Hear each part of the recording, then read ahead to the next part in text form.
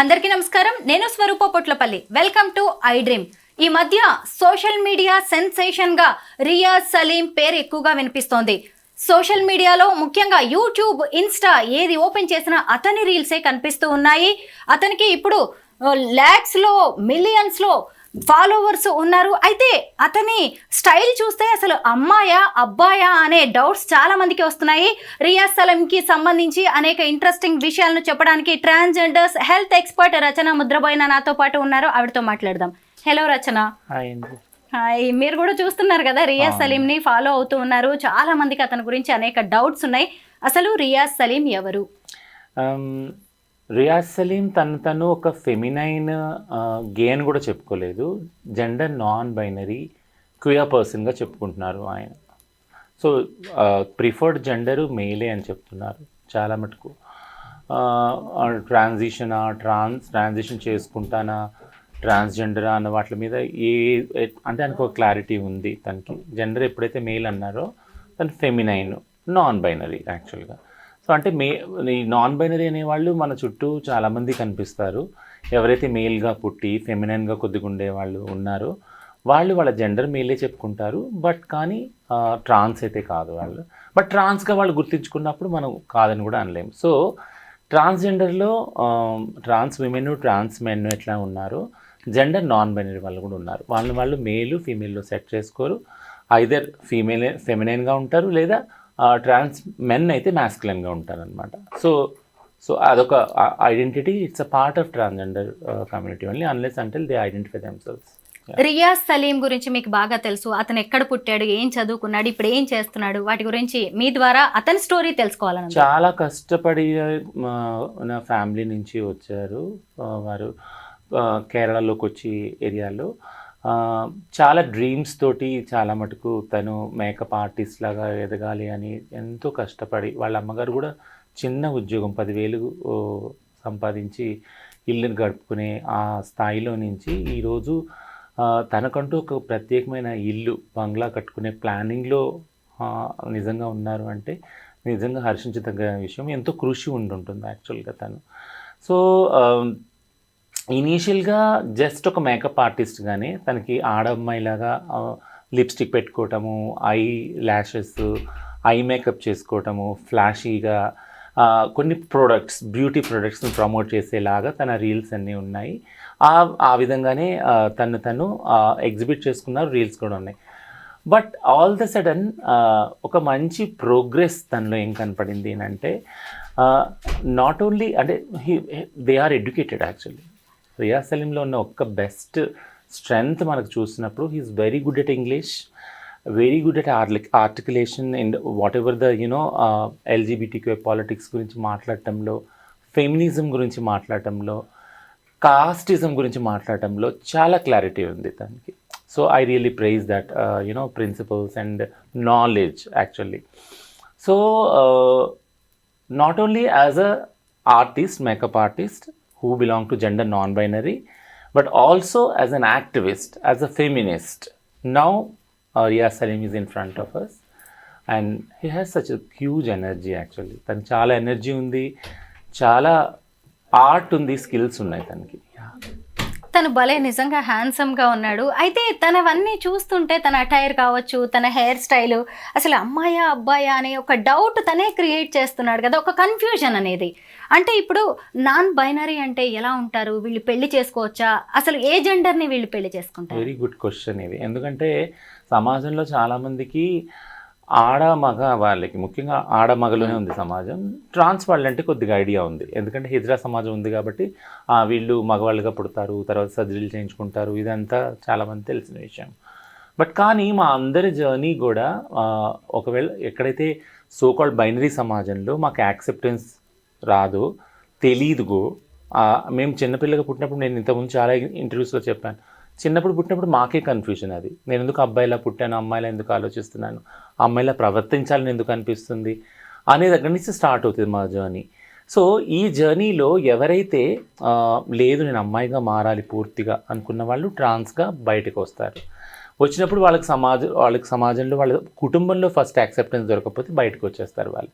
వచ్చి హిజ్రా సమాజంలో కానీ ఇండిపెండెంట్గా బ్రతకటం స్టార్ట్ చేస్తారు. ఇది ట్రాన్స్ జర్నీ యాక్చువల్, ఒక ట్రాన్స్ వ్యక్తి జర్నీ సమాజంలో. బట్ ఇలా రావటం ఇష్టం లేకుండా ట్రాన్స్ లాగా ఐడెంటిఫై చేసుకోకుండా బైనరీలో ట్రాన్స్ విమెన్గా కాకుండా, ఫర్ ఎగ్జాంపుల్ ఒక జెండర్ క్యూర్ వ్యక్తి మగ పిల్లాడిగా పుడితే తను ఫెమినైన్గా కూడా ఉంటారు. ఫెమినైన్గా ఇప్పుడు సేమ్ రియాజ్ సలీం లాగా మేకప్ వేసుకోవటము, లిప్స్టిక్ వేసుకోవటము, మాట్లాడటము, నడక, ఇవన్నీ హావభావాలన్నీ ఫిమినైన్గా ఉంటాయి. చాలామంది మనం ఇలాంటి వాళ్ళని చూస్తుంటాం సమాజంలో కదా. పలానా పక్కింటి వాళ్ళ అబ్బాయో కానీ, మన చుట్టూ తెలిసిన చుట్టాలు అబ్బాయో కానీ ఇలా ఉండుంటారు ఫెమినైన్గా. ఇలాంటి వాళ్ళకి చాలా డిస్క్రిమినేషన్ కూడా అదే స్థాయిలో ఉంటుంది. ఎందుకంటే నువ్వు ఆడనా మగ, మీరే అడిగారు ఇప్పుడు ఆడనా మగనా, ఎందుకంటే సమాజం ఎప్పుడు ఆ రెండిట్లో సెట్ అవ్వమని ఫోర్స్ చేస్తుంది. యాక్చువల్గా ఆ జెండర్లోనే మీరు ఉండాలి, ఇది కాకుండా మీరు మధ్యస్థంగా ఉండకూడదు. ఈవెన్ మనం దేవతల్ని కూడా అలాగే చూస్తాం కదా, ట్రాన్స్ వాళ్ళని కూడా అలాగే చూస్తాం కదా. అర్ధనారీశ్వరు అని, లేకుంటే శిఖండి అని, బృహన్నల అని, ఇవన్నీ మనం పేర్లు పెడతాం కదా. సో ఈ వేటిల్లో కూడా సెట్ కాకుండా, ఏ ఐడెంటిటీలో కూడా సెట్ కాకుండా, బైనరీలో సెట్ కాకుండా మధ్యస్థంగా ఉండి వాళ్ళు ఉండే విధంగా వాళ్ళు మేల్గా పుట్టి ఫెమినైన్గా ఉండొచ్చు, ఒకవేళ ఫీమేల్గా పుట్టుంటే మ్యాస్కులిన్గా ఉండొచ్చు. అంటే ఇప్పుడు అమ్మాయిగా పుట్టి పొడుగు జుట్టు వేసుకొని ఫ్యాన్ షర్ట్ వేసుకోవచ్చు, మగలాగా డ్రైవింగ్ చేస్తూ బైక్ వేసుకుంటూ ఉండొచ్చు. ఇలాంటి వాళ్ళు కూడా చాలామంది అమ్మాయిలు చూస్తాం కదా, వాళ్ళు ట్రాన్స్ మ్యాస్కులైన్, నాన్ బైనరీ అనమాట. సో ఈ కోవలో ఈ నాన్ బైనరీ గురించి ఎక్కువ డిస్కషన్ ఎందుకు జరగదు అని అంటే మన సమాజంలో, ఇప్పుడు పాయింట్కి వస్తాను. నేను ఇంతకుముందు చెప్పాను, సెక్షువాలిటీ, జెండర్ అనే దాని మీద సమాజంలో క్లారిటీ లేదు. మీరు ఎప్పుడైనా ఎవరైనా అడిగితే మీ సెక్స్ ఏంటంటే మేల్ అని చెప్తారు, మీ జెండర్ ఏంటంటే మేల్ అని చెప్తారు. అదే విషయం ఆడవాళ్ళని అడిగిన మీ సెక్స్ ఫీమేల్ అని చెప్తారు, జెండర్ మేల్ అని చెప్తారు. కానీ ఒక ట్రాన్స్ వాళ్ళని మీ సెక్స్ ఏంటని అడిగితే, ఒకవేళ నన్ను అడిగారు అనుకోండి, బై బర్త్ నేను మేలే కదా, సెక్స్ మేలే, ఇప్పుడు నేను ట్రాన్సిషన్ చేసుకొని ఫీమేల్ అయ్యాను యాక్చువల్గా. సో థింగ్ ఏంటంటే ఈ క్లారిటీ లేదు యాక్చువల్గా సమాజంలో. సెక్స్కి, జెండర్కి, సెక్షువాలిటీకి ఎప్పుడు మూడింటిని కలిపేస్తాం అనమాట. ఈ ప్రయత్నంలోనే ఏదైతే జెండర్ నాన్ బైనరీ వాళ్ళు ఉన్నారో, క్వియర్ అంటారు వాళ్ళని, ఆ వర్డ్ యూస్ చేస్తారు. జెండర్ నాన్ బైనరీ, ట్రాన్స్ అని వాళ్ళు ఐడెంటిఫై చేసుకుంటే ట్రాన్స్ అనొచ్చు, వాళ్ళు ఉన్నారు. వాళ్ళ గురించి ఎక్కువ డిస్కషన్ లేదు, సెన్సిటైజేషన్ లేదు, ఓరియంటేషన్ లేదు, చాలా మటుకు స్టిగ్మా డిస్క్రిమినేషన్ ఉంది. వాళ్ళ మీద ఒక ఫోర్స్ ఏముందంటే అయితే మీరు బైనరీలోనే సెట్ కాండి అని. సో దీని గురించి సెన్సిటైజేషన్ చాలా కావాలి, ఓరియంటేషన్ సమాజంలో చాలా కావాలి. ఇప్పుడు రియాజ్ సలీం అనే అబ్బాయి అంటే మెంటాలిటీ అమ్మాయిలాగా ఉంది, అపియరెన్స్ మాత్రం అబ్బాయిలాగా ఉంది. అంటే తను సర్జరీస్కి వెళ్ళి ఫిజికల్గా తనను తాను మార్చుకోవట్లేదు, అలా కూడా ఉండొచ్చు అంటారు. అలా కూడా ఉండొచ్చు, అదే డైవర్సిటీ కదా యాక్చువల్గా. అంటే ఇప్పుడు నేను మగపిల్లాడుగా పుట్టి ఆడపిల్లలాగా నేను ప్రవర్తించడం వల్ల దాని వల్ల ఎవరికి నష్టం లేదు కదా, ఎవరికి లేదు. ఇలాగే ఉండాలని ఏంటి అంటే, దీన్ని మళ్ళీ ఇంకో రకంగా కూడా నేను ప్రశ్నిస్తాను. ఆడవాళ్ళు అంటే ఇలానే ఉండాలని ఎక్కడుంది, మగవాళ్ళు అంటే ఇలానే ఉండాలని ఎక్కడుంది. మనం అంటే ఇది ఇలా ఉండాలని అనాదిగా వస్తున్నది ఒక కోఆర్డినేషన్ కోసమని అది అందరికీ అర్థమవుతుంది, ఇంక్లూడ్ ఎల్జీబీటీ వాళ్ళకు కూడా ఆ విషయం అర్థమవుతుంది. పొద్దున్న లెగిస్తే ఆడ మగ మనకి ఆ బ్రెయిన్ అలా ట్యూన్ చేసుకోవడం బట్టి మనకి ఒక వెసులుబాటు ఉంది, ఒక కన్ఫ్యూజన్ లేకుండా ఉంటుందని మనకు తెలుస్తుంది. బట్ కానీ ఈ రెండిట్లో కూడా సెట్ కాని వాళ్ళు ఉన్నారు చాలామంది. ట్రాన్స్ వాళ్ళు అయితే కొంతమంది ట్రాన్స్ వాళ్ళు ఆ మహిళలోనే సెట్ అవుదాం అనుకునే వాళ్ళు ఉన్నారు, ట్రాన్స్ మెన్లో సెట్ అవుదాం అనుకున్నారు. ఈ రెండిట్లో కూడా సెట్ కాని వాళ్ళు మన సమాజంలో చాలామంది ఉన్నారు. వాళ్ళ వల్ల నష్టం ఏం లేదు యాక్చువల్గా, ఈ బైనరీ వాళ్ళకి నష్టం లేదు. ఈ సో కాల్డ్ కోఆర్డినేషన్ ఏదైతే ఉందో, టాయిలెట్స్ కానీ లేకుంటే మేల్ ఫీమేల్ ఏదైతే కోఆర్డినేషన్ ఉందో, అది వీళ్ళ ద్వారా కూడా కావచ్చు, వీళ్ళని కూడా ఇంక్లూడ్ చేసుకొని కావచ్చు. అది నేను చెప్పేది. It's not a challenge actually. Gender non binary అనేది సమాజంలో ఒక ఛాలెంజ్ కాదు, సమాజం దాన్ని ఒక ఛాలెంజ్గా సృష్టించి దాని చుట్టూ ఒక వివక్షతని అల్లింది అనమాట. అంటే ఇతను ఒక అమ్మాయిని పెళ్లి చేసుకొని పిల్లల్ని కనేంత కూడా ఉంటుంది. అది తన రైట్ కదా యాక్చువల్గా. రచన, ఇప్పుడు మీ ఆధార్ కార్డ్ కావచ్చు, పాన్ కార్డ్ కావచ్చు, లేదంటే మీ ఇతర సర్టిఫికేట్స్ లో జెండర్ ఏముంటుంది, ఫీమేల్ అనే ఉంటుందా? నేను ట్రాన్స్ అనే పెట్టుకున్నాను, అన్నిట్లో ట్రాన్స్జెండర్ అనే ఉంటుంది. అయితే ఫీమేల్ అని మార్చుకోవడానికి చట్టంలో వెసులుబాటు కూడా ఉంది. ఇప్పుడు ఏదైతే transgender person protection of rights act వచ్చిందో, అది రూల్స్ ఫామ్ అయ్యేటప్పుడు 2020 ఒక డిస్కషన్ జరిగింది, కన్సల్టేషన్. అప్పుడు ఏమన్నారంటే కొంతమంది ట్రాన్స్జెండర్ వాళ్ళు, మాకు ట్రాన్స్జెండర్ అని వద్దు ఐడెంటిటీ కార్డు, మాకైతే మెయిల్ అని ఇవ్వండి, ఫీమేల్ అని ఇవ్వండి. ఓకే, నాల్సా జడ్జిమెంట్ కూడా అదే చెప్తుంది కదా. నాల్సా జడ్జిమెంట్ ట్రాన్స్జెండర్ వాళ్ళకి you can identify your self yes a male, female, transgender అని చెప్తుంది. సో ఆ జడ్జిమెంట్ని నేట ఉంచకుండా రూల్స్ కూడా ఉండాలి. ఎందుకంటే రూల్స్ ఒకవేళ దానికి ఎగెనిస్ట్కి వెళ్ళిందంటే ఎనీబడి కెన్ ఛాలెంజ్, ఎలా సుప్రీంకోర్టు ఉత్తర్వులు మీరు పాటించలేరని. సో ఇందులో ఒకటి వెసులుబాటు చేశామంటే ట్రాన్స్జెండర్ సర్టిఫికేట్ మీకు వచ్చాక ఏదన్నా ఒక మెడికల్ ప్రొసీజర్ స్టార్ట్ చేసి, అది మెడికల్ కావచ్చు, ఏదైనా ట్రాన్సిషన్ ప్రొసీజర్ కావచ్చు. ఉదాహరణకి లేజర్ ట్రీట్మెంట్ కానీ, హార్మోన్ థెరపీ కానీ, అట్లీస్ట్ ఒక కౌన్సిలింగ్ సెషన్ కానీ ట్రాన్స్జెండర్ వాళ్ళు తీసుకుంటే వాళ్ళు ఆ డాక్టర్ తోటి ఒక సర్టిఫికేట్ తీసుకొని ఆ వెబ్సైట్లో అప్లోడ్ చేసినప్పుడు వాళ్ళకి మేల్ ఫీమేల్గా సర్టిఫికేట్స్ వస్తాయి. ఎల్జీబీటీక్యూ ఈ కమ్యూనిటీ గురించి కూడా జనాల్లో చాలా గందరగోళం అనేది ఉంది. వీళ్ళు ఎవరెవరు ఎలా ఉంటారో చెప్పగలరా? So LGBTQ is self flexible. L అంటే లెస్బియన్, జీ అంటే గే, బి అంటే బైసెక్షువల్, టీ అంటే ట్రాన్స్జెండర్ వాళ్ళు, ఐ అంటే ఇంటర్సెక్స్ వాళ్ళు, ఏ అంటే అసెక్షువల్. యాక్చువల్గా అబ్రివేషన్ వరకు ఓకే, ఎవరెవరు ఎలా ఉంటారు? సో ప్లస్ అనేది ఇంకా వేరే వేరే ఐడెంటిటీస్ ఉన్నాయి. చాలా పెద్ద ఐడెంటిటీస్ యాక్చువల్గా. ఎందుకంటే చాలా డిఫరెన్స్ ఉంది. ఎందుకంటే ఇప్పుడు హిజ్రా అనేది కూడా ఒక ఐడెంటిటీ, కిన్నర్ అనేది ఒక ఐడెంటిటీ, నూపి మాన్వి అనేది నార్త్ ఈస్ట్లో ట్రాన్స్ వాళ్ళ ఐడెంటిటీ, తిరునంగై అనేది సౌత్ వాళ్ళలో తమిళనాడులో ఒక ఐడెంటిటీ. సో ప్రాంతాన్ని బట్టి కూడా ఐడెంటిటీస్ ఉన్నాయి అనమాట ఎల్జీబీటీక్యూఐలో. అందుకని ప్లస్ అనే దాన్ని వాడారు. ఇక విషయానికి వస్తే ఎవరు లెస్బియన్, ఎవరు గే, ఎవరు బైసెక్షువల్ అంటే ఇది సెక్షువల్ ఐడెంటిటీ. సెక్షువాలిటీ అంటే సెక్షువల్ అట్రాక్షన్ ఏదైతే ఉందో, ఒక మహిళ రెండో మహిళ పట్ల సెక్షువల్గా అట్రాక్ట్ అయినప్పుడు దీన్ని సెక్షువల్ అట్రాక్షన్ అంటున్నారు. బట్ మేము లవ్ అని అంటాం. అది యాక్చువల్గా ప్రేమలో పడినప్పుడు, ప్రేమించినప్పుడు, ప్రేమతో ఇద్దరు ఒకటైనప్పుడు వాళ్ళని లెస్బియన్ అంటున్నాం. అలానే ఒక పురుషుడు ఇంకొక పురుషుని ప్రేమించినప్పుడు, సెక్షువల్గా అట్రాక్షన్ ఉన్నప్పుడు వాళ్ళిద్దరి మధ్య గే అంటున్నాం. అదే ఒక మహిళ కానీ పురుషుడు కానీ ఇద్దరి పట్ల ఆకర్షితమైనప్పుడు వాళ్ళని బైసెక్షువల్ అంటున్నాం. ఇది ఒక సెక్షువల్ ఐడెంటిటీ. యాక్చువల్గా ట్రాన్స్జెండర్ అనేది జెండర్ ఐడెంటిటీ. సో దీనిలో ముఖ్యంగా సమాజం నిర్ణయించిన రోల్స్ వస్తాయన్నమాట. మగ ఆడ రోల్స్ ఉన్నాయి సమాజంలో. ఇవి కాకుండా మిగిలిన వాళ్ళు ఎవరైతే ఉన్నారో వాళ్ళందరూ ట్రాన్సే. అంటే ఒక ట్రాన్స్ విమెనే కాదు, ట్రాన్స్ మెన్నే కాదు, మిగిలిన వాళ్ళు నేను ఇప్పుడు చెప్పిన ఈ జెండర్ నాన్ బైనరీ వాళ్ళు కూడా రావచ్చు అందులో యాక్చువల్గా. సో ఏదైతే జెండర్ ఉందో అది సమాజం క్రియేట్ చేసింది. సెక్స్ ఏదైతే ఉందో పుట్టుకతో వచ్చింది. సెక్షువాలిటీ అనేది మనిషి మధ్య ఆకర్షణ. So this is the very clear. నేను ఈ మధ్య కాలంలో కొన్ని పెళ్ళిళ్ళు చూశాను. లెస్బియన్స్ పెళ్ళిళ్ళు చేసుకుంటున్నారు, అంటే ఇద్దరు అమ్మాయిలు పెళ్ళిళ్ళు చేసుకుంటున్నారు. గేస్ పెళ్లి చేసుకుంటున్నారు, అంటే ఇద్దరు అబ్బాయిలు పెళ్లి చేసుకుంటున్నారు. అక్కడ నెక్స్ట్ జనరేషన్ అనే ప్రసక్తే లేదు. అయినా పెళ్ళి అనేది ఎందుకు అనివార్యం అవుతుంది? ఎందుకు వీళ్ళు పెళ్ళి అనేది చేసుకొని కలిసి ఉండాలనుకుంటున్నారు? సో పెళ్ళి అనేది ఇప్పుడు మనం చూసాం కదా, అంటే ఒక మనిషికి ఒక మనిషి తోడు అనే దాని మీదనే ఒక ఫ్యామిలీ వ్యవస్థ కూడా నిర్మితమైంది. కుటుంబ వ్యవస్థ అనేది ఒక మనిషికి ఒక ఆడ వ్యక్తి, ఒక మగ వ్యక్తి, ఒక మగ వ్యక్తికి ఆడ వ్యక్తి కావాలనే దాని మీద కుటుంబ వ్యవస్థ నిర్ణయించబడింది. బట్ కుటుంబ వ్యవస్థ చుట్టూ ఒకవేళ పిల్లలు పంటారు వాళ్ళని, కొంతమంది పిల్లలు కనలేని వాళ్ళు కూడా ఉన్నారు, పుట్టిన వాళ్ళు కూడా ఉన్నారు. అలా అనేది కుటుంబం కాదని మనం అనలేము కదా. పిల్లలు పుట్టిన వాళ్ళు ఎవరైతే మ్యారేజ్ చేసుకుని ఉన్నారు మొగుడు పిల్లలు, ఒకవేళ వాళ్ళకి పిల్లలు పుట్టలేదనుకో అది ఫ్యామిలీ అనకుండా ఉంటామా? ఫ్యామిలీ అంటాం వాళ్ళని కూడా. వాళ్ళకి కొన్ని కారణాల వల్ల పిల్లలు కలగలేదు. అది ఏదన్నా కావచ్చు, ఏ మెడికల్ కారణాల వల్ల కావచ్చు, వాళ్ళు వద్దనుకోవచ్చు, వాళ్ళంతటా వాళ్ళు పిల్లల్ని అని కొన్ని రోజుల తర్వాత అనుకోవచ్చు. పిల్లలు పుట్టడం అయితేనే, పిల్లలు పుడితేనే వాళ్ళ ఫ్యామిలీ అని మాత్రం అనలేము కదా. అదొకటి. రెండోది ఏంటంటే పిల్లలు కనడానికే పెళ్లి చేసుకోవట్లేదు అందరూ. ఇది మళ్ళీ చెప్తున్నాను ప్రతి ఇంటర్వ్యూలో. ఎందుకంటే reproduction is not the ultimate goal for the family or the marriage institution. ఒక మనిషికి ఇంకో మనిషి ప్రేమతోటి సపోర్ట్ తోటి ఉండడానికి అయ్యే ఒప్పందం మ్యారేజ్. ఓకేనా? అది అరేంజ్డ్ రిలేషన్షిప్ అన్నా కావచ్చు, లివ్ ఇన్ రిలేషన్షిప్ అన్నా కావచ్చు, ఒక వ్యక్తికి సపోర్ట్గా నిలబడేది ఆ వ్యవస్థ యాక్చువల్గా.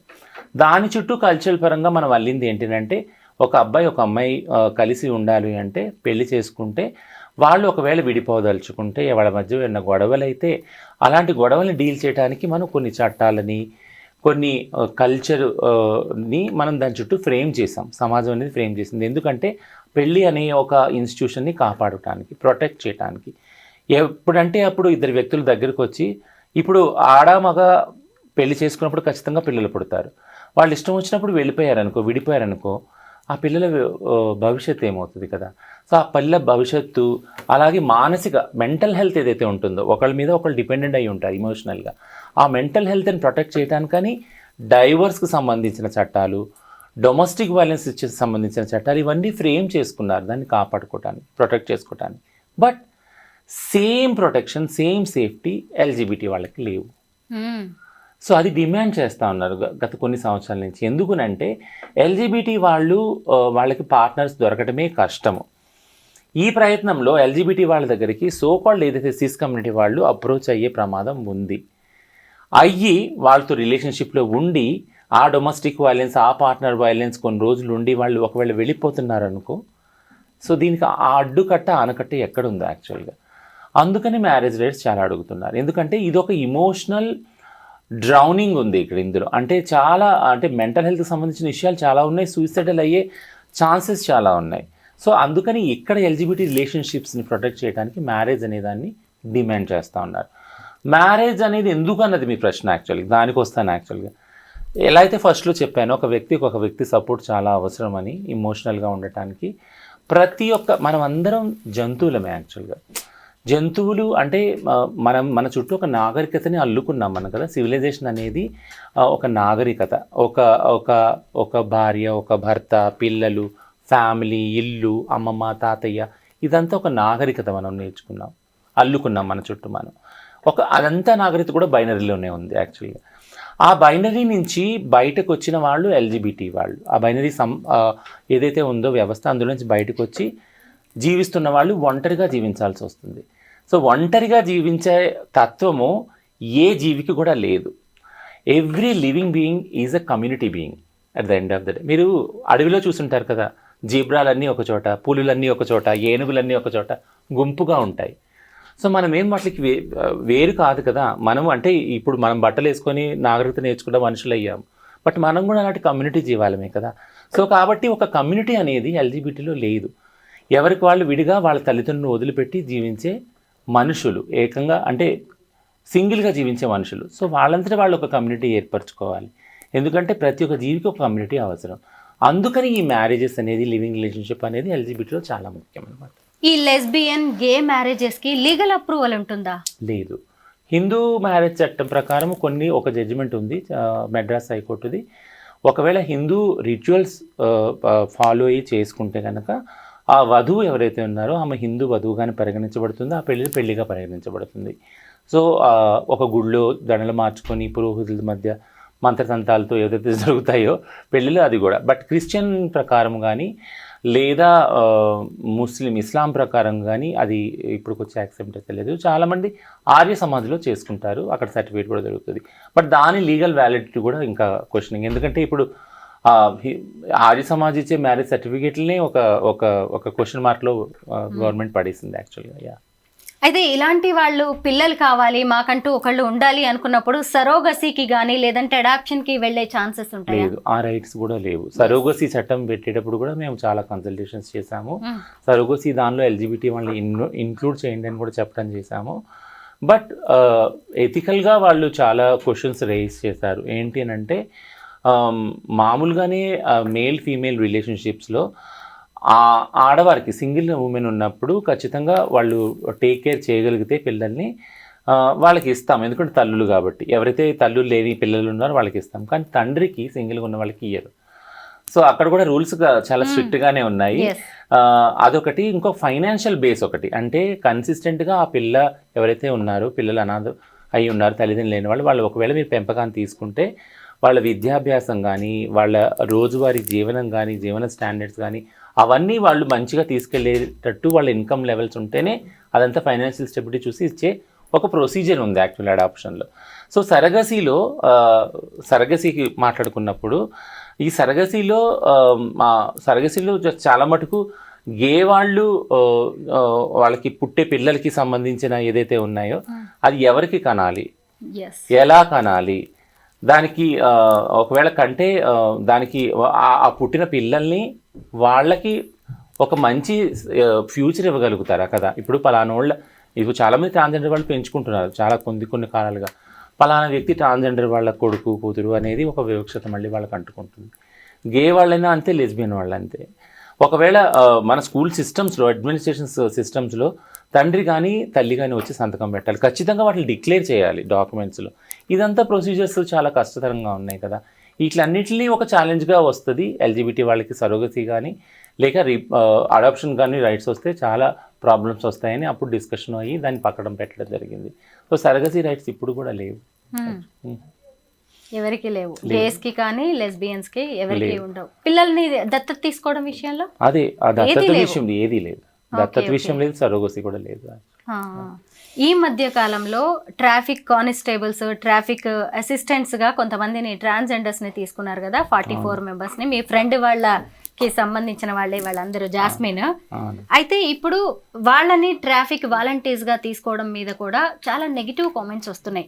ఎందుకంటే ఇప్పటికే చాలా మంది వెళ్ళిపోయి కలెక్షన్స్ చేస్తున్నారు, ఎక్కడ చూసినా రోడ్ల మీద ఎక్కువగా ట్రాన్స్జెండర్స్ వీళ్ళే కనిపిస్తున్నారు. మళ్ళీ వీళ్ళని ఇలాగ గవర్నమెంట్లోకి తీసుకొచ్చేసి వీళ్ళకి ఇంకా ఎక్కువ పవర్స్ ఇవ్వడమే అని కూడా కొన్ని విమర్శలు వచ్చాయి. దానికి మీరు ఏం సమాధానం చెప్తారు? అంటే మేము ఇచ్చినప్పుడు మేము 2 విషయాలు మేము అనుకున్నాం. ఏంటంటే ఆల్రెడీ ఇంతకుముందు అనుకున్న చాలా క్రైమ్ ట్రాన్స్జెండర్ కమ్యూనిటీ మీద ఉంది. రోజువారీ హింస జరుగుతుంది, వాళ్ళని రౌడీలు కొట్టడము, రక్తసిక్తం చేయటము. నిన్న కూడా ఒకటి జరిగింది.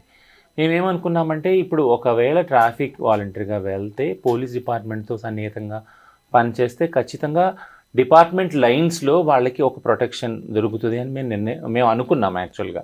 సో అది కూడా ఒక మంచి జరుగుతుంది మన వాళ్ళకి. ఒకటి లైవ్లీహుడ్, ఎంప్లాయ్మెంట్ దొరుకుతుంది, రెండోది ప్రొటెక్షన్ కూడా దొరుకుతుంది అనుకున్నాం. ఇంకా మొదలకుండా భిక్షాటనలో అంటే మనకి ప్రస్తుతం వచ్చింది 44 మందికి ఉద్యోగాలు. అది కూడా 6 months వరకు పైలట్ ప్రాజెక్ట్ యాక్చువల్గా. అందులో 21 మంది ట్రాన్స్ మెన్ ఉన్నారు, 23 మంది ట్రాన్స్ విమెన్ ఉన్నారు. సో వాళ్ళ కోసం కొన్ని రోస్టర్ పాయింట్స్ మళ్ళీ తక్కువ చేయడం కూడా జరిగింది, దాని ప్రకారం సెలెక్షన్ చేయడం కూడా జరిగింది.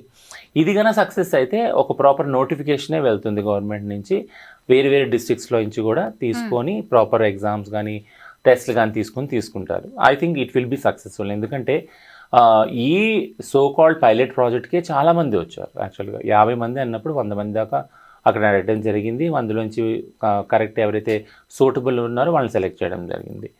బట్ భిక్షాటన అనే దానిలో మార్పు నేను అంటున్నాను కదా, ఈ ఒక్క 50 లేదా 44 మంది ఉద్యోగం రావటం వల్ల మొత్తం కమ్యూనిటీ చేంజ్ అవుతుంది అనుకోవటం చాలా, అంటే it's over expectation and over simplification actually కదా. ఎందుకంటే ఉద్యోగాల్లో 1% హారిజాంటల్ రిజర్వేషన్ అడిగాము మేము యాక్చువల్గా. అంటే ప్రతి ఒక్క పబ్లిక్ సర్వీస్ దానిలో, తెలంగాణ పబ్లిక్ సర్వీస్ దానిలో ప్రతి ఒక్క పోస్ట్లో కూడా హారిజాంటల్లో 1% అడిగాం. ఆ విధంగా చూసుకున్నట్టయితే మాలో చాలామంది గ్రాడ్యుయేషన్ కంప్లీట్ చేసిన వాళ్ళు చాలామంది ఉన్నారు, పోస్ట్ గ్రాడ్యుయేషన్ చేసిన వాళ్ళు చాలామంది ఉన్నారు. ఆ విధంగా అందులో భిక్షాటనలో ఉన్నవాళ్ళు ఆటోమేటిక్గా ఆ వయసు లోబడిన వాళ్ళు, ఇప్పుడు వయసు సడలింపు కూడా మాకు వర్తింపజేస్తారు, ఉన్నవాళ్ళు ఖచ్చితంగా అప్లై చేస్తారు. 1% రిజర్వేషన్ వస్తే ఎక్కువ మంది పబ్లిక్ సర్వీస్లోకి వెళ్తారు, జాబ్స్ వస్తాయి, అప్పుడు ఏమన్నా తగ్గడానికి ఆశించవచ్చు. కానీ ఈ కొద్దిపాటి 44 జాబ్స్లో ఈ భిక్షాటన అనేది మారుతుంది, సెక్స్ వర్క్ మారుతుంది. It's over expectation actually. అంటే ఇది ఇంకా చెప్పాలంటే వీళ్ళకి ఇంకా మనం పవర్స్ ఇవ్వడమే, మనల్ని ఇది చేయడానికి, ఇబ్బంది పెట్టడానికి అనే వాళ్ళకి మీరు ఏం చెప్తారు? బట్ ఇప్పుడు ప్రస్తుతం పవర్ ఏం లేదు కదా, వాళ్ళు ఓన్లీ ట్రాఫిక్ వాలంటీర్స్. అంటే ట్రాఫిక్ ఎక్కడైతే సిగ్నల్స్ ఉన్నాయో అక్కడ నిలబడి ఓన్లీ వాళ్ళు వచ్చేపోయే వాటికి సిగ్నల్స్ చూపిస్తూ ఉంటారు అంతే. గవర్నమెంట్ పర్టికులర్ ఏదైనా జాగాలు ఏదైనా ఈవెంట్ అయితే అక్కడ వాళ్ళని వాడతారు. సో కాబట్టి ఇదేమీ అంటే పవర్తో కూడుకున్న పోలీస్ జాబ్ కాదు యాక్చువల్గా. ఇట్స్ ఎ డ్యూటీ ఓరియంటెడ్, అది కూడా ట్రాఫిక్ ఓరియంటెడ్ యాక్చువల్గా. So this is not equal to police. Correct. అయితే ఇవాళ కూడా మీరు ఒక గవర్నమెంట్కి సంబంధించిన మీటింగ్కి అటెండ్ అయ్యారు. ఏంటి ఆ మీటింగ్లో ఏం డిస్కస్ చేశారు, ఎందుకు ఆ మీటింగ్ కండక్ట్ చేశారు? సో తరచూ ఇప్పుడైతే ఏదైతే ట్రాన్స్జెండర్ డిపార్ట్మెంట్ సపరేట్గా ఫామ్ అయ్యింది, Telangana state department for empowerment of disability persons, senior citizens and transgender persons. ఇది మహిళా శిశు సంక్షేమ శాఖతో పాటు అనుబంధంగా పనిచేస్తుంది. సీతక్క కింద ఉంటుంది, సోషల్ వెల్ఫేర్ కింద ఉంటుంది. Seethakka department women and child development, దాంతో అనుసంధానంగా ఈ డిపార్ట్మెంట్ పనిచేస్తుంది. సో ప్లానింగ్ వచ్చి విమెన్ అండ్ చైల్డ్లో జరుగుతుంది, ఏ ప్రోగ్రామ్స్ ఎలా ఇంప్లిమెంట్ చేయాలి, బడ్జెట్ అనేది అక్కడ ఎలొకేట్ అవుతుంది, వాళ్ళ నుంచి ట్రాన్స్ఫర్ అయ్యి ఈ ప్రోగ్రామ్స్ అన్నీ ఫామ్ అవుతాయి అన్నమాట. ఇప్పుడు సోకాల్డ్ ఏదైతే ట్రాన్స్జెండర్ క్లినిక్స్ ఉన్నాయో 33 డిస్ట్రిక్ట్స్లో అవి, అట్లనే ఈ జాబ్స్ ట్రాన్స్జెండర్కి సంబంధించిన 44 ఏవైతే ట్రాఫిక్ ఈ జాబ్స్, ఇవన్నీ కూడా ఆ బడ్జెట్లో నుంచి, ఆ డిపార్ట్మెంట్ నుంచి వస్తాయి యాక్చువల్లీ. సో దానికి సంబంధించి ఇంకా చాలా పని చేయవలసి ఉంది. 33 క్లినిక్స్ ఎలా పనిచేయాలి, 33 డిస్ట్రిక్ట్స్లో కూడా ఫుట్ఫాల్ పెంచాలి, ట్రాన్స్ క్లయింట్స్ రావాలి ఆ క్లినిక్కి కదా. So almost all government has expended చాలా బడ్జెట్ దానికి ఎక్స్పెండ్ చేసింది ఒక్కొక్క డిస్ట్రిక్ట్లో క్లినిక్ని ఎస్టాబ్లిష్ చేయడానికి. ఇప్పుడు మనకు ట్రాన్స్జెండర్ వాళ్ళని అక్కడ పంపాలి యాక్చువల్గా. దానికోసం ఒక ప్రాపర్ ప్లానింగ్ జరుగుతూ ఉంది. ఎలా వాళ్ళు మొబిలైజ్ చేయాలి, ఏమన్నా కౌన్సిలర్స్ ముఖ్యమా, ఎందుకంటే మా వాళ్ళు హెల్త్ అనేది చాలా తక్కువ కేర్ తీసుకుంటారు, ఎందుకంటే నెగ్లెక్ట్ చేస్తారు. మాకు లైఫ్కున్న వాల్యూవే తగ్గిపోతుంది కదా. ఇప్పుడైతే డబ్బు ఉండదు, ముఖ్యంగా డబ్బు ఉండదు, డబ్బు ఉన్న కొద్ది డబ్బు ప్రైవేట్ ఒకవేళ హెల్త్ కేర్లో అయిపోతే చాలా అయిపోతుంది, లక్షలుగా అవుతుంది. ఇంకొకటి ఏంటంటే అసలు ఎందుకు మనం హెల్త్ గురించి కేర్ తీసుకోవాలి, మన దగ్గర డబ్బు ఉన్నా కూడా. అంటే ఎలానో ఎప్పుడప్పుడు పోతాం కదా, ఇంక లైఫ్లో ఏముంది మిగిలి అని లైఫ్ మీద ఆసక్తి లేదు యాక్చువల్లీ చాలామంది. అందుకని హెల్త్ మీద కూడా ఆసక్తి లేదు. ఒకవేళ చూపించుకోవాలంటే డబ్బులుంటే ప్రైవేట్ సెక్టర్లో కొన్ని లక్షలు ఖర్చు అయిపోతాయి, ఉన్న సేవింగ్స్ అన్నీ దానికి అయిపోతాయి యాక్చువల్లీ. సో ఇప్పుడు మా ప్లానింగ్ ఏంటంటే ఎలా ఇప్పుడు ట్రాన్స్జెండర్ క్లినిక్ అంటే ఓన్లీ ట్రాన్సిషన్ కాదు, అన్ని హెల్త్ ఇష్యూస్ ఆ క్లినిక్లో చూసేలాగా, మెంటల్ హెల్త్ ఇష్యూస్, అలానే క్రానిక్ డిసీజెస్, డయాబెటిక్, ఇవన్నీ కూడా చూపించుకోవడానికి రెగ్యులర్గా టెస్ట్ చేయించుకోవడానికి కూడా క్లినిక్స్ వెళ్ళచ్చు. బట్ 1 day ఇచ్చారు పర్ వీక్. ఫ్యూచర్లో ఒకవేళ ఫుట్ఫాల్ పెరిగితే ఇంకా పెరగచ్చు. ప్లానింగ్ అంతా జరుగుతుంది. అంటే మీరు సర్జరీస్ చేయించుకోవడానికి కూడా ఆర్థికంగా సాయం చేస్తుందా ప్రభుత్వం? ఖచ్చితంగా చేస్తానంటుంది, ఎందుకంటే రేషన్ కార్డ్స్ ఏవైతే ఉన్నాయో అది ఆరోగ్యశ్రీ మాకు కూడా అప్లికబుల్ అవుతుంది. వైట్ రేషన్ కార్డ్స్ ఉన్న వాళ్ళకి రేషన్ కార్డ్ ప్రొసీజర్లో కొద్దిగా క్లారిటీ రావాలి యాక్చువల్గా. చాలామందికి ఇంతకుముందు వచ్చినాయి, బట్ సింగిల్ ఉమెన్ ఏవైతే కార్డ్స్ ఉన్నాయో అవి డిఫాల్ట్ అయినవి, అవి మాకు ఇవ్వటం స్టార్ట్ చేశారు. అంటే ప్రతి ఒక్క గవర్నమెంట్కి ఒక నోషన్ ఏంటంటే ట్రాన్స్జెండర్ అంటే is equal to hijra, trans మహిళలు వీళ్ళే ఉంటారు, ఎందుకంటే వీళ్ళే కనపడతారు మనకి. But trans is a larger umbrella కదా. Trans men, trans women, trans feminine, trans masculine, gender non binary, ఇన్ని డైవర్సిటీస్ ఉన్నాయి కదా. సో ఈ ప్రొసీజర్లో వాళ్ళు ఇప్పుడు ఎక్కడొచ్చి స్టాల్ అయిందంటే, మేము ఆల్రెడీ ఫ్యామిలీస్తో ఉన్న జాగాలో మా పేర్లు ఉన్నాయి రేషన్ కార్డులో. సో మేము బయటకు వచ్చేసినప్పుడు ఆ పేర్లు తీయలేదు, ఇంకా మాకు సపరేట్ కార్డు ఇవ్వాలంటే అక్కడ అది ప్రాబ్లం అవుతుంది. సో దానికి ఒక పాలసీ డెవలప్ చేయాలి. అంటే అమౌంట్ ఎలా ఇస్తుంది మీకు, ఎన్ని లక్షల వరకు? సేమ్ ఆరోగ్యశ్రీలో మిగిలిన వాళ్ళకి ఎంత అప్లికబుల్ ఉందో అదే అమౌంట్ ట్రాన్స్ వాళ్ళకి కూడా అప్లికబుల్ ఉంటుంది, అదే అమౌంట్ ఉంటుంది. మాకు ఒకవేళ సర్జరీస్ లిస్ట్ ఇచ్చింది గవర్నమెంట్, ఉస్మానియాలోనే జరుగుతాయి సర్జరీస్, అంతటా జరగవు. ప్రొసీజర్స్ కూడా లే డౌన్ చేసింది. అంటే సైకలాజికల్ అసెస్మెంట్ ఇవన్నీ జరిగినాక ఒకవేళ తెల్ల రేషన్ కార్డు ఉంటే దాన్ని లింక్ చేసుకుని ఆరోగ్యశ్రీ అప్పుడు వస్తుంది. It's not a small procedure, it's a big procedure. దానికి standard operative procedures guidelines కూడా ఫ్రేమ్ చేస్తుంది. మన ప్రభుత్వం దగ్గరే ఇంత ఉన్నప్పుడు మళ్ళీ చాలా మంది ట్రాన్స్జెండర్స్ ఎందుకు ఢిల్లీ, ముంబై వరకు వెళ్ళి సర్జరీస్ చేయించుకుంటున్నారు? మంచి క్వశ్చన్ అది. అంటే ఇది గవర్నమెంట్ కూడా అడిగారు యాక్చువల్గా, మన దగ్గర కూడా బయట చేయించుకుంటున్నారు. అది థింగ్ ఏంటంటే జెండర్ డిస్ఫోరియా అనేది అలా ఉంది యాక్చువల్లీ. ఎవరికన్నా కానీ సర్జరీస్ చేసుకోవాలి అసలు ఎందుకు అవసరం అని ఆలోచించే వాళ్ళకి ఒకటే ప్రశ్న ఏంటంటే, జెండర్ డిస్ఫోరియా కండిషన్లో ట్రాన్స్ వ్యక్తులు చాలా సూసైడల్ అవుతారు. అందులో ఒక ట్రాన్సిషన్ సర్జరీ ఒకటే కాదు, అంటే మెయిల్ ఏదైతే సెక్స్ మార్చుకునేది male to female, male to male ఏదైతే ఉందో అది కాకుండా మనం ఇంతకుముందు మాట్లాడుకున్న ఫెమినైజేషన్ ప్రాసెస్, ఫెమినైజేషన్ ప్రాసెస్కి కొన్ని లక్షలు వాళ్ళ సేవింగ్స్ వెళ్ళిపోతాయి యాక్చువల్గా. ఫేషియల్ ఫెమినైజేషను, చిన్ను కానీ, నోస్ కానీ, బంప్స్ కానీ, వాట్ నాట్ యాక్చువల్లీ బాడీ అంతా feminisation. This is all because of dysphoria. So ఈ డిస్ఫోరియాని డీల్ చేసే మెంటల్ హెల్త్ ఎక్స్పర్ట్స్ లేరు, ముఖ్యంగా కౌన్సిలింగ్ చేసేవాళ్ళు, సైకాలజిస్ట్, సైకాట్రిస్ట్, క్లినికల్ సైకాలజిస్ట్ లేరు మనకి. సో ఇది ఉన్నప్పుడు ఖచ్చితంగా ఈ ఏదైతే సేవింగ్స్ అన్నీ ఈ సర్జరీస్కి వెళ్ళేవి కొద్దిగా తగ్గొచ్చు, మినిమైజ్ అవ్వచ్చు. ఎస్, ఇప్పుడు ఫెమినైజేషన్ అన్నారు కాబట్టి మళ్ళీ అంకిత వచ్చేసింది మన మధ్యలోకి. ఎందుకంటే అంకితని ఖచ్చితంగా మీ కమ్యూనిటీలో మనం ఒక టాప్ ప్లేస్లోనే చూడాలి. ఎందుకంటే తన తల్లి దగ్గర నుంచి, కుటుంబం నుంచి బయటకు వచ్చింది, తర్వాత కూడా ఫ్యామిలీ రిలేషన్స్ మెయింటైన్ చేసింది, తల్లి కోసం ₹1,00,00,000 పైగా ఖర్చు పెట్టి ఇల్లు కట్టింది, తర్వాత తనకంటూ ఒక మనిషి ఉండాలని ప్రేమించి ఒక వ్యక్తిని పెళ్లి చేసుకుంది.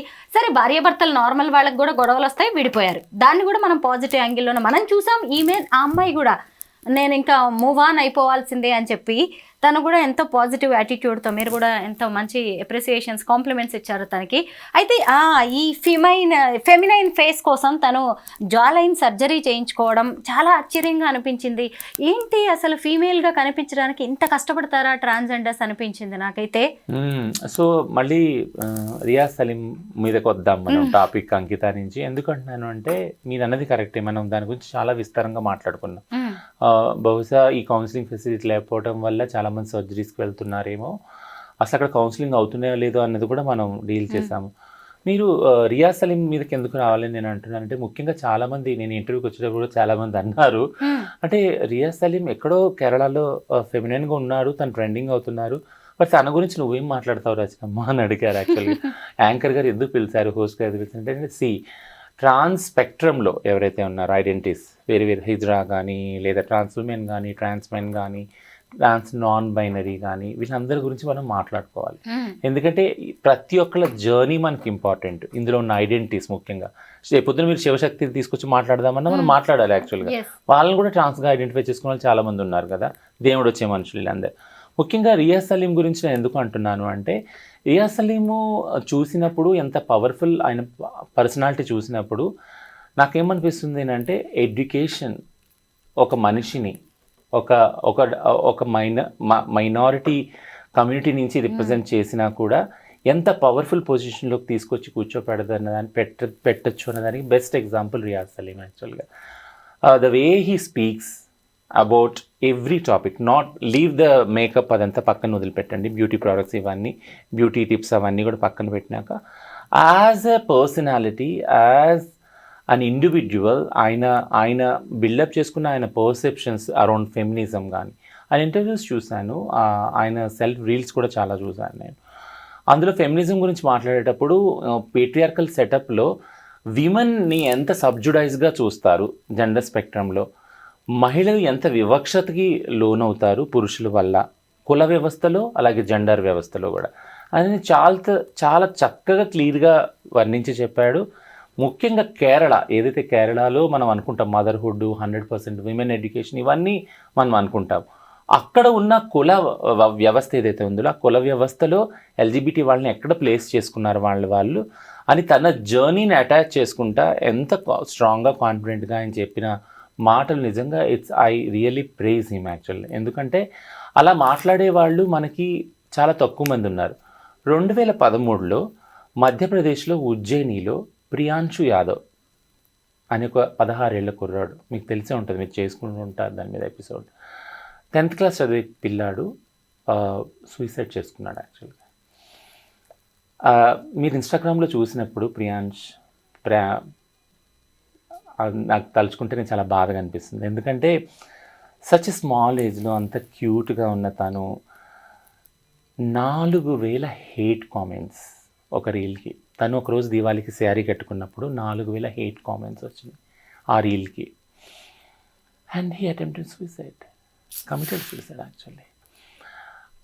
అది చూసినప్పుడు మేమందరం ఒక్కసారి వాట్ ఈస్ దిస్ అంటే ఏం జరుగుతుంది, మనం ఇంత పోరాడి ఎల్జిబిటీ రైట్స్ అని ఈ కంట్రీలో 377 డీక్రిమినలైజేషన్ అన్నాము, 4 జడ్జిమెంట్ అన్నాము, యాక్ట్ అన్నాము, బట్ కానీ మన యంగ్ జనరేషన్ వాళ్ళు ఇంత ట్రోలింగ్కి, ఇంత హేట్రెడ్ ఉందా మన సమాజంలో మన పట్ల అని చూసుకునేటప్పటికి బాధ, భయం రెండు వచ్చినాయి యాక్చువల్గా నాకు.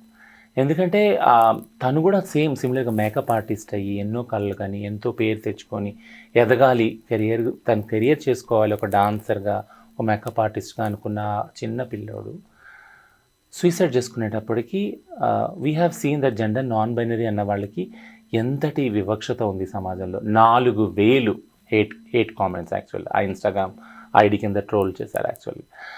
సో అదొకటి. ఇంకొకటి నాకు తెలిసిన ఇక్కడ హైదరాబాద్లో ఒక చిన్న కేస్ స్టడీ చెప్తాను. ఒక పిల్లాడు ఇట్లానే జెండర్ నాన్ బైనరీ పిల్లాడు, వాళ్ళ అన్నది, సొంత అన్నది మెహందీ ఫంక్షన్ అవుతుంది. మెహందీ ఫంక్షన్ అయినప్పుడు ఫ్రెండ్స్ అందరూ వస్తారు, అంత జోవెల్గా ఆడుకుంటారు, పాడుకుంటారు. ఆటపాటలో ఈ ఫెమినైన్నెస్ చూశారు కొంతమంది అన్న ఫ్రెండ్స్. చూసినప్పుడు అన్నతో వెళ్ళి ఎక్కడో కామెంట్ చేసినట్టు క్రిటిసైజ్ చేస్తున్నాడు. ఆ పిల్లాడు ఫంక్షన్ అయిపోగానే వచ్చి తల్లిదండ్రుల మీద బాగా అరిచాడు. ఏంటంటే ఎందుకు ఇలా తమ్ముడు చేస్తున్నాడు, ఇదేంటి ఈ ఫెమినైన్, ఈ చెక్క వేషాలు, ఇవన్నీ ఉంటాయి కదా, ఇలాంటి డెరిగేటరీ లాంగ్వేజ్ అంతా యూజ్ చేసేటప్పటికి దట్ కిడ్ కమిటెడ్ సూసైడ్. బాధ ఏంటి అంటే ఆ కిడ్ సూసైడ్ చేసుకున్నాక 3 రోజు పెళ్ళి, ఆ చావుని దాచేసి పెళ్లి చేసేసారు. So the violence towards gender non binary is silenced. వాళ్ళు 2 మెసేజ్లు వాళ్ళకి వెళ్ళేది ఏంటంటే better you be in 2 roles. ఉంటే మగపిల్లాడుగా ఉండు, లేకుంటే ఆడపిల్లలాగా ఉండు, లేకుంటే నీకు అసలు ఈ ఫ్యామిలీలోనే చోట్లేదు. ప్రతి ఒక్క ట్రాన్స్ఫర్ నేను అనుకున్నప్పుడు వాళ్ళ జర్నీ అంతా అలాగే స్టార్ట్ అయ్యి ఉంటుంది కదా. ఈవెన్ నా జర్నీ కూడా అట్లానే స్టార్ట్ అయ్యి ఉంటుంది. నేను అంటే కొన్ని పెక్యులర్ కేసెస్లో నేను ఆడపిల్ల అనుకున్నాను, బట్ కొంతమంది మగపిల్లగా పుట్టి మగపిల్లగానే ఉండి ఆడపిల్లగా మేకప్ వేసుకోవటం, జుట్టు పెంచుకోవటం అని చేసుకునేవాళ్ళు. దానివల్ల సమాజానికి ఏం నష్టం లేదు కదా, అది ఒక క్రైమ్ కాదు కదా. దెన్ వై ఇంత హేట్రెడ్ ఈ సమాజంలో? So we all should praise Riya Saleem because he's such a bold personality and we need more such Riya Saleems in our society to be more vocal to talk on behalf of gender non binary. ఎందుకంటే వాళ్ళు protect చేసుకోవడం చాలా ముఖ్యము. అందులో there can be trans binary also కదా. వాళ్ళకి ఒక enabling environment create చేసినప్పుడు వాళ్ళు ముందుకొచ్చి ట్రాన్సిషన్ అవుతారు. ట్రాన్సిషన్ అనేది ఒక ఆప్షన్ మాత్రమే. ప్రతి ఒక్కరు ట్రాన్సిషన్ అయ్యి బైనరీలో సెట్ కావాలని లేదు కదా. యా, అంకితా రాజీ ఎందుకు ఈ ఫెమినైన్ ఫేస్ కోసం ఎంత కష్టపడుతుంది? బహుశా అయ్యి ఉండొచ్చు. అది మనకి నేను అదే ఇంతకుముందు చెప్పింది ఏంటంటే ఫెమినైజేషన్ అనేది ఒక బర్డెన్గా జెండర్ డిస్ఫోరియాలో ఉంది. అది యాక్చువల్గా ఫెమినైజేషన్ కానీ మ్యాస్కులినేషన్ కానీ. ట్రాన్స్ పురుషుల్లో తీసుకుంటే వాళ్ళు బాడీ బిల్డింగ్ ఇవన్నీ చేస్తారు యాక్చువల్గా. ఏదైతే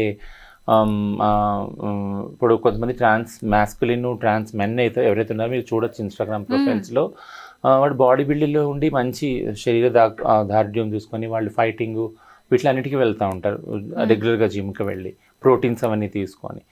థింగ్ ఏంటంటే వాళ్ళలో అంటే మ్యాస్కులైజేషన్ కోసం ఏం సర్జరీస్ లేవు ఫర్ ఎగ్జాంపుల్, బట్ వాళ్ళ శరీరాన్ని ఎంత మ్యాస్కులైన్ చేసుకోవాలన్నది వాళ్ళు జిమ్కి వెళ్ళి చేసుకుంటారు. సేమ్ క్వైట్ ఆపోజిట్గా ట్రాన్స్ మహిళలు కూడా ఫెమినైజేషన్ వైపు వెళ్తారు యాక్చువల్లీ. సో జెండర్ డిస్ఫోరియా అనేది ఎంత ఎఫెక్టివ్గా పనిచేస్తుంది, నేను ఇంకా అందమైన ఆడమ్మాయిని కావాలి, అందమైన మగ వ్యక్తిని కావాలనే ప్రయత్నము ఎటువైపు తీసుకెళ్తుంది అనే దాని మీద మనం ఎవరు ఫోకస్ చేయట్లేదు యాక్చువల్లీ. కనీసం ఒక డిస్కషన్ కూడా పెట్టట్లేదు దాని గురించి. అది పెట్టిన రోజున అందం అనే దానికి పరిభాష మారిపోతుంది. ఇప్పుడు మాట్లాడుకుందాం, డిస్కషనే కదా. సో నేనేమంటున్నానంటే అందం, నేనేం చెప్పాలనుకుంటున్నాను, వెరీ గుడ్, ఇది క్లియర్గా ఉంది క్వశ్చన్. నేనేం చెప్పాలనుకుంటున్నానంటే అందం అనే దానికి పరిభాష ఏంటి, డెఫినేషన్ ఏంటి యాక్చువల్గా. అంటే ఇలా ముక్కుంటేనే, ఇలా మూతుంటేనే, ఇంత ఇలా సన్నగా ఉంటేనే, ఇలా ఉంటేనే, అంటే ఈ స్టాండర్డ్స్ ఎవరు మనకి డిక్టేట్ చేస్తున్నారు యాక్చువల్గా. మన చరిత్రలో తీసుకున్నా, మన పురాణాల్లో తీసుకున్నా కలర్కి సంబంధించి ఏది బైనరీ లేదే. కలర్ తక్కువ ఉన్న కృష్ణుడిని, రాముడిని కూడా దేవుడు అన్నారే, అవునా. పొట్టిగా ఉన్న వామనమూర్తిని కూడా దేవుడే అన్నారే, అవునా. సింహమోహం వేసుకొచ్చినది అన్ని దేవుడే అన్నారే, అవునా కాదా. అసలు రూపు లేని వాళ్ళని కూడా దేవుడు అన్నారు కదా కొన్ని మతాలు. సో నేను అనేది ఏంటంటే ఈ అందమా అనే దానికి పరిభాష, డెఫినేషన్ ని ఎవరు డిసైడ్ చేస్తున్నారు? Just dismantle this. అందం అనే ఏదైతే బైనరీ స్టీరియోటైపింగ్ ఏదైతే ఉందో దాన్ని మనం డిస్మాంటిల్ చేయాలి. ఎలా ఉన్నా, లావుగా ఉన్నా, పొడుగ్గా ఉన్నా, పొట్టిగా ఉన్నా, బక్కగా ఉన్నా, ఎలా ఉన్నా కూడా, ఏ కలర్లో ఉన్నా, తెల్లగా ఉన్నా, చామంచాయలో ఉన్నా, నల్లగా ఉన్నా, అందం అనేది మనసుకి పరిమితము, శరీరానికి పరిమితమైనది కాదు. సో శరీరానికి కనపడేది ఓన్లీ ఒక ఆకారం మాత్రమే, ఓన్లీ కొన్ని ఛాయలు మాత్రమే. ఈ అందం అనే దానికి ఎప్పుడైతే డెఫినేషన్ మారుతుందో ఖచ్చితంగా జెండర్ డిస్ఫోరియాతో ఎవరైతే బాధపడుతున్నారో ట్రాన్స్ వాళ్ళు, ఫెమినైజేషన్ చేసుకోవాలి, మ్యాస్కులినేషన్ వైపు వెళ్ళాలనుకునే వాళ్ళ మీద ఒత్తిడి తగ్గుతుంది యాక్చువల్గా. ఫర్ ఎగ్జాంపుల్ ఇప్పుడు నేను అన్నాను, నేను ఫస్ట్ నుంచి ఆడపిల్లనే అనుకున్నాను. నాకు నా జీవితంలో లక్కీలీ నన్ను నాలా ప్రేమించే వాళ్ళు దొరికారు. నేను మీకు ఎన్నో ఇంటర్వ్యూస్లో చెప్పాను కదా, నా హస్బెండ్ నన్ను నాలాగా ప్రేమించాడు. ఇప్పటికి ప్రతి వారంలో ఒకసారి అడుగుతాను, ఏం చూసినారు ప్రేమించావా అని. ప్రతి ఇంటర్వ్యూలో కూడా చెప్తారు. బట్ ఖచ్చితంగా చూస్తూ ఉంటారు. సో ఖచ్చితంగా he never stop me and he also do, and చాలా స్టేటస్లు, స్టోరీస్లో అప్లోడ్ చేస్తూ ఉంటారు ఆయన. అంటే డైరెక్ట్గా నాకు కాకుండా నాకు అర్థమయ్యేలాగా అనమాట. That like you are beautiful and beauty is not for like body అని. సో నేను చెప్పేది ఏంటంటే సమాజంలో బ్యూటీ యొక్క పరిభాష మార్చాలి మనం. కలర్ని, ఎత్తుని, పొడుగుని, లావుని దీన్ని బట్టి అందం ఉండదు. అందం అనేది మనసుకు సంబంధించింది, వయసుకు సంబంధించింది, లేదా ఆకారానికి సంబంధించింది కానే కాదు. మనిషిని మనిషిగా ప్రేమించడం స్టార్ట్ చేయాలి అనేదాన్ని ఒక సమానత్వాన్ని ఎప్పుడైతే మనం ప్రచారం చేస్తామో, అమల్లో తీసుకొస్తామో, అప్పుడు ఇది గ్రాడ్యువల్గా తగ్గిపోతుంది. యా. కానీ రియాజ్ సలీం గురించి కామెంట్స్ చూస్తున్నప్పుడు నాకు నిజంగా మీతో ఇలా ఒక ఇంటర్వ్యూ చేయాలి అనిపించింది. ఎందుకంటే దేని గురించైనా నాకు ఏ డౌట్ వచ్చినా ట్రాన్స్ కమ్యూనిటీకి సంబంధించి నేను మిమ్మల్ని ముందు పిలుస్తాను. ఎందుకంటే మీరు స్టడీ చేస్తారు, చాలా దగ్గరగా వాళ్ళతో ఉంటూ ఉంటారు, కాబట్టి మీరైతేనే ఇంకాస్త ఆడియన్స్కి ఇన్ఫర్మేషన్ ఇవ్వగలరు అనిపిస్తూ ఉంటుంది. నాకు కూడా మిమ్మల్ని కలవడానికి ముందు అందరికీ ఉన్నట్టే ట్రాన్స్ మీద కొన్ని అపోహలు ఉండే, భయాలు ఉండే. ఎందుకంటే కొంతమంది బయట కనిపిస్తున్న వాళ్ళు అలా ఉన్నారు. మీరు కూడా చెప్తూనే ఉన్నారు కదా, వాళ్ళలో మార్పు కోసం మేము కూడా ప్రయత్నిస్తున్నాం.